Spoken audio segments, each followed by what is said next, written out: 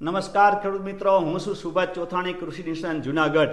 આજની કૃષિ માહિતી મિત્રો, આજની કૃષિ માહિતી આપવું એ પહેલાં જે મિત્રો પહેલી વખત આ ચેનલ જોતા હોય તેઓએ આ ચેનલને લાઇક આપી સબસ્ક્રાઈબ કરી, સાથે સાથે જો તમને વિડીયો સારો લાગે તો તમારા બધા ગ્રુપમાં શેર કરજો, જેથી કરીને કૃષિને લગતી માહિતી મેળવી રાખે.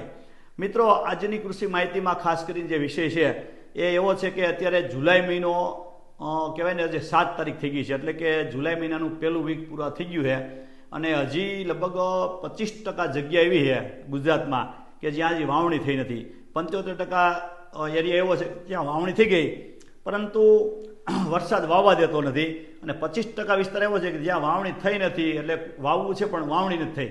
તો મિત્રો, હવે માનો કે જે મોડું થતું હોય તો આપણે મગફળી અને બીજા કયા પાક વાવી શકાય એની આજે ચર્ચા કરીએ. તો મિત્રો, અત્યારે આપણે મગફળી વાવવાનો જેને શોખ હોય તો તેવા મિત્રોએ હવે 120 દિવસને બદલે 90 દિવસવાળી મગફળી પસંદ કરવી હિતાવહ છે. એટલે કે 90 દિવસવાળી મગફળીમાં ઘણા ખેડૂતને ખબર ન હોય કે કઈ કહેવાય, તો એમાં તમને ખાસ કરીને વાત કરું તો એક જે આપણે ગુજરાત 2 આવે એ બધી તો આવે છે, પણ એ બિયારણ અત્યારે મળતું નથી. SB 11 આવે, એ પણ 90 દિવસવાળી છે. પણ અત્યારે જે બજારમાં સહેલાથી ઉપલબ્ધ હોય એવી જાતોમાં એક TG 37 આવે, ત્યાર પછી TBG 39 આવે, અને એક અક્ષય રાજા કરીને આવે. ત્યાર પછી કહું તો તમને 24 નંબર આવે, TAG 24. આવી જાતો આ બધી 90 દિવસવાળી છે.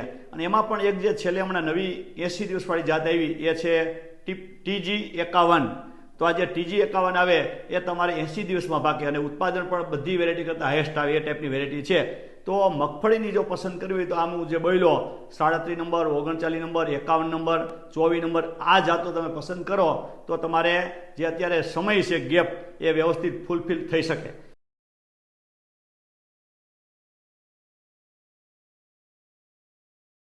બીજું જે પાક આવે, ઘણા ખેડૂતોને એવું કે હવે મગફળીનું મોડું થઈ ગયું, નથી વાવવું હોય, અથવા તો એનો વિચાર બદલે, તો એવા સમયે આપણે બીજો એવો પાક આવે 80 દિવસે પાકતો પાક છે એ છે અડદ.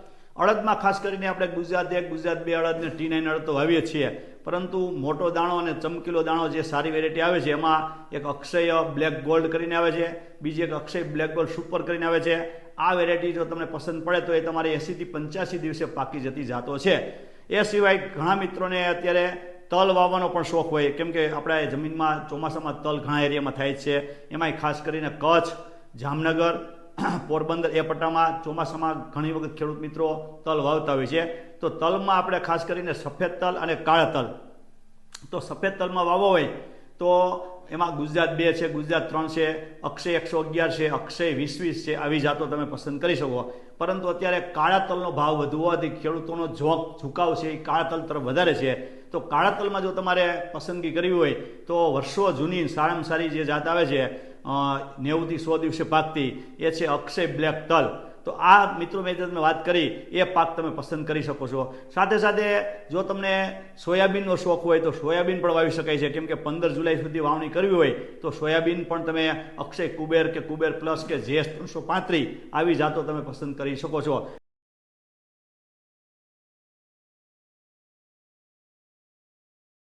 તો મિત્રો, આજે જે ટૂંકીને ટચ માહિતી આપવાની હતી, ખાસ કરીને કે હવે પછી 15 જુલાઈ સુધીમાં આપણે વાવણી કરવી હોય તો કયા પાક વાવી શકાય એના વિશે મેં તમને માહિતી આપી.